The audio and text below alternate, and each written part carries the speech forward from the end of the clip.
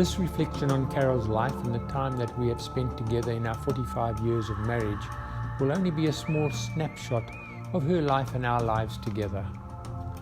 My words here are given as a celebration of the life she chose to live and share with her family and friends and all who knew and loved her. We met in Port Elizabeth in our early 20s, both of us just out of high school. We naturally dated for a few years and then decided to tie the knot on the 7th of June 1976. Our wedding day arrived and so did a rainstorm. Needless to say, everybody told us that a rainy wedding was a good omen. 45 years on, I can say they were right. As a young newly married couple with nothing to our names, we embarked on our journey together and focused on our careers for the first few years. During this time, we both studied further, partied often, changed our jobs and set off on new careers and even managed to travel overseas.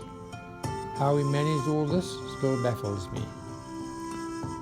We moved from Port Elizabeth to Johannesburg and stayed there for 3 years. Thereafter, we moved to Cape Town in 1979 and made it our home. Laura, our daughter, was born in 1980. We called her our storm child. She survived a cyclone in Mauritius when Carol was 6 months pregnant, and a car accident when Carol was 8 months pregnant, hence her fiery nature. In 1983, we decided to start our own company. Naturally, Carol was totally supportive and officially became my admin manager and bookkeeper. We ran the business from home for many years. As the years went by, we bought and sold a few properties. We then finally designed and built our own dream home in Kommetjie, overlooking the sea and mountains on the Atlantic coast. We both loved the view and the constant sound of the sea on our doorstep. Carol loved to read, and her many talents included sewing and art. Her paintings are all around the house. Interior decorating, our house is a true testimony of this, and driving fast. She always told me that she must have been a racing driver in a previous life. I've settled many speeding fines to attest to this. Our daughter grew up and graduated to become a Dr. Lara George, chiropractor. We remain very proud parents. Carol at this time was being drawn into her personal spirituality. She studied many different modalities over the years, finally being drawn to the Andean Inca tradition, which initiated thousands of years ago in Peru. As part of her spiritual journey, she went to Peru on many occasions, starting as a Pampa initiate. She loved the Andean Peruvian culture, people, history, and pursued the culture and spent as much time as possible with her Andean teachers. After many years of involvement with her Andean shamanic teachers in Peru, she was initiated by them as a Kurak Akulek, a shaman priestess, and given the Andean Quechua name Munai Tusk, which translated means dancing love. At home, Carol loved teaching all that she had learnt in Peru over the years. She loved to hold Andean ceremonies, which included regular despachos, weddings, coming of age, special ceremonial blessings and house cleansing, to name a few, touching so many people in her special way. Carol's fight with breast cancer started in September 2016. She fought it with all her spiritual might. She undertook to have a double mastectomy, chemo and radiation, all of which lasted 9 months. She went into remission thereafter and started to pursue all her interests again, including returning to Peru. Regretfully, she was re-diagnosed in February last year. Being the person she was, Carol decided that going through intense chemo and radiation a second time was going to be far too much for her. During Carol's 68 years, she has touched hundreds of people's lives in so many different ways, always loving, giving, kind, compassionate, and teaching. As my wife, Laura's mother, Rory's mother-in-law, and Victoria and Trent's grandmother, we will all miss seeing your smile and hearing your voice and laughter. Your unique teaching ways, your interesting stories of your travel experiences, your endless knowledge of life and being a shamanic woman of wisdom. I also know that your true shamanic journey has just begun. Love, hugs and kisses forever until we meet again.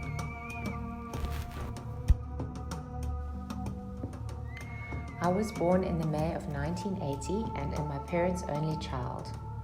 My mom Carol fell pregnant with me while she and Dad were living and working in Johannesburg, and then shortly before I was born they relocated to Cape Town. My mom was a stay-at-home mom and dedicated her time and energy to raising me until I was 18, when I left the nest to pursue my career in chiropractic in the town I was conceived in, Johannesburg. For as long as I can remember, my mother loved to dance. She was a champion in competitive Latin American ballroom in her early teens, and in later years took up jazz, 80s aerobics, belly dancing, qigong, nia and zumba. In my younger years, she and Dad loved to party, and dancing was a real big reason for that. My mother loved beautiful things, and she was a perfectionist. Be it her home, her clothes, her makeup, her hair, her jewelry, her sewing, her art, or her dancing.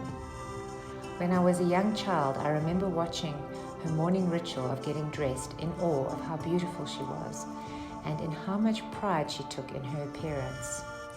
Her skin, makeup, perfume, her outfits, her hair were all beautifully coordinated. She told me to always look after myself and my skin and never skimp on skincare products. Mom in her younger years was very adventurous, and she dipped into road bike cycling and Hobie Cat sailing with Dad. We spent many weekends on the beach and at the clubhouse, or weekends away at regattas with lots of socializing and partying. Did I mention that Mom and Dad loved to party? For Mom's 40th, she wanted to go white water rafting in the Zambezi. Dad took her. She almost drowned, but she did it. She was actually thrown out from the boat in a rapid and had to be fished out the raging water further down. She came back black and blue. When I moved to Johannesburg when I was 18, this is when both Mom and my spiritual awakening started. She read endlessly and attended courses and workshops and immersed herself in finding out the inner workings of the universe. Eventually, she settled on the Peruvian way, as this really resonated with her, and she undertook many initiation and travels to deepen her understanding and ties to her path. My mother loved to travel. She embarked on many international trips to Peru, Egypt, Mexico, Thailand, Cambodia, America. She also attended John of God twice.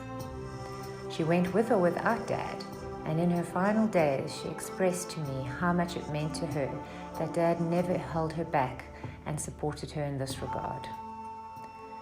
Mum became a granny in 2009 with the arrival of Victoria and 3 years later, little Trent.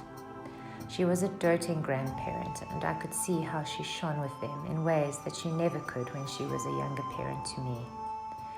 I see this as the most special and healing relationship, that of being a grandparent, and she had and still has a very close bond with them. It was so special to have had the final months of her life with us, staying with us, mentoring the children in her death, consciously, gently, and lovingly. It was a total shock to all of us to get the cancer diagnosis in 2016, the year Victoria had open heart surgery, a hard double blow.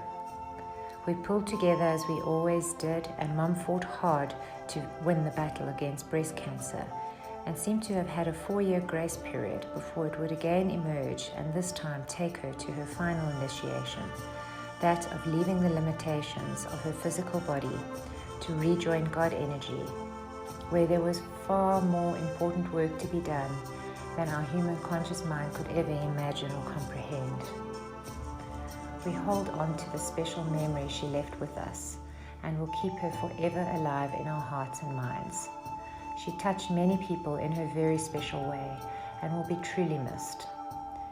In her departure, she left a gift of closeness, pulling us all together and binding us so tightly in love and light. In death, Mom found unconditional self-love, a safe place to rest and peace.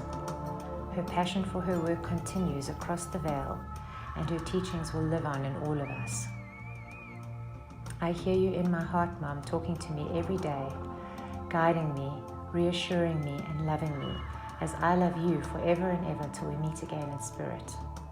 Heart to heart, where there is no separation, no time, no heartache, and no suffering. You were so brave, and you have been such a blessing and great teacher to all of us.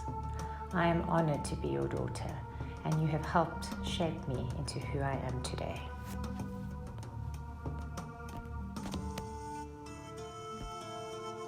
I would like to share a poem by Grandmother Flor de Mayo.